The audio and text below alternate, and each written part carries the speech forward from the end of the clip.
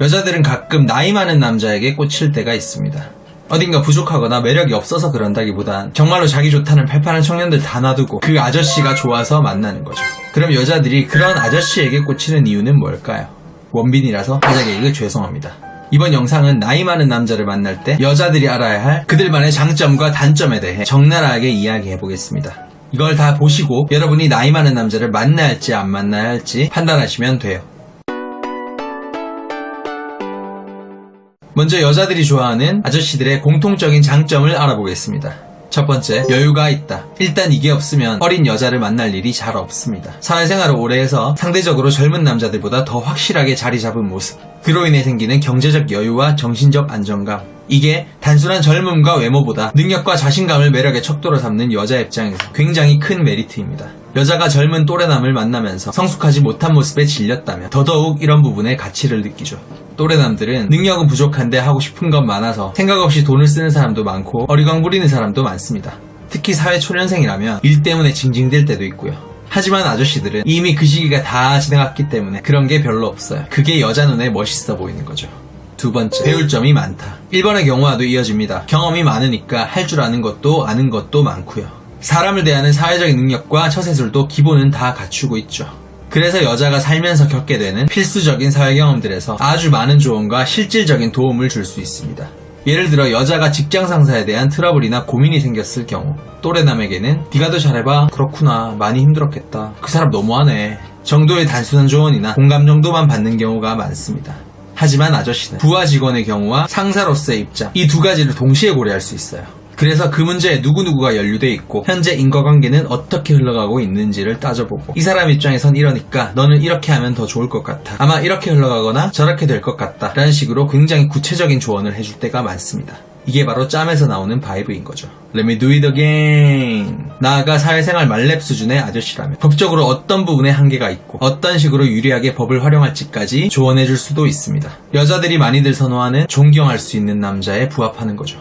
세 번째, 여자가 뭘 즐거워할지 안다. 보통 잠자리에서 이럴 거라고 생각하시는 분들도 많던데 그건 케바케입니다. 경험이 많더라도 이기적으로 자기 욕구만 채우고 끝내는 사람도 있고 능숙하면 되는데 체력이 안 되는 사람도 있죠.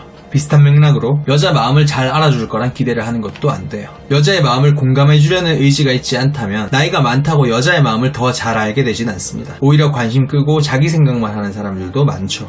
그럼 아저씨들은 여자를 만날 때 언제 가장 능숙할까요?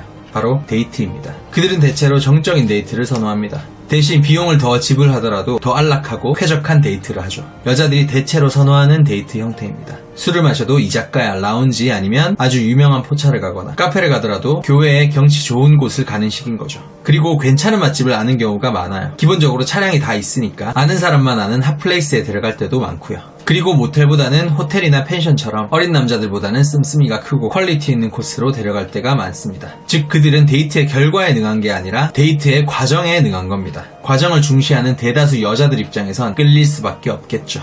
물론 이 세 가지 장점을 가지지 않은 아저씨들도 있습니다. 나이가 많다고 무조건 능력이 있는 것도 아니고 무조건 여자를 많이 만난 것도 아니기 때문에 20대 남자 수준의 센스를 가진 남자도 많죠. 하지만 그런 남자는 애초에 여러분이 마음이 갈 리가 없으니 여기에 포함시키지 않는 겁니다. 그럼 이제 나이 많은 남자들이 갖는 일반적인 단점들을 알아보죠.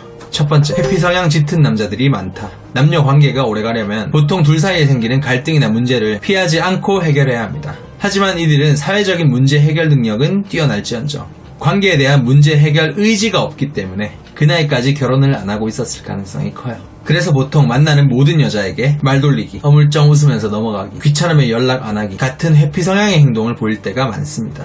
두 번째, 철딱서니가 없다. 보통 그 나이까지 결혼을 안 하고 진지하게 만나고 있는 사람도 없다는 건 총각 생활이 딱 적성에 맞다는 겁니다. 즉 능숙함은 있을지언정 정신연령은 20대에 머물고 있을 가능성이 크다는 거죠.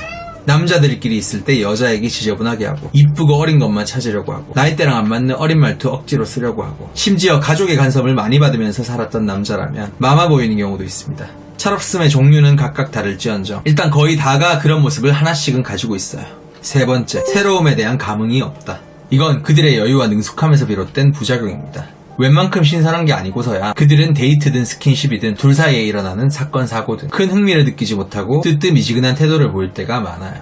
여자 입장에선 이것도 하고 싶고 저것도 하고 싶고 둘 사이에 일어나는 새로운 일들이 굉장히 흥미롭겠지만 막상 남자 입장에선 다 겪어본 것, 이미 해본 것들이기 때문에 별 감흥이 없는 거죠. 물론 안정감을 우선시하는 여자라면 이게 큰 단점이 되진 않겠지만 연인 간의 설렘, 애틋함을 중시하는 여자라면 이게 굉장한 섭섭함으로 다가옵니다. 네 번째, 자기 세계가 너무 강하다. 사람이 나이를 먹으면 먹을수록 자기가 주로 활동하는 바운더리, 주로 소속되는 집단이 고착되는 경우가 많습니다. 가족에게 지나치게 얽매여 있거나 여자들이 싫어하는 낚시나 운동 모임에 목숨을 걸거나 자기 관리하는 생활에 너무 빠져 있어서 크게 여자친구에게 얽매이지 않거나 하는 거죠.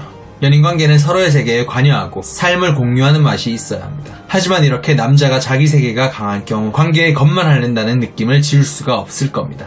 다섯 번째, 연락 패턴이 답답하다.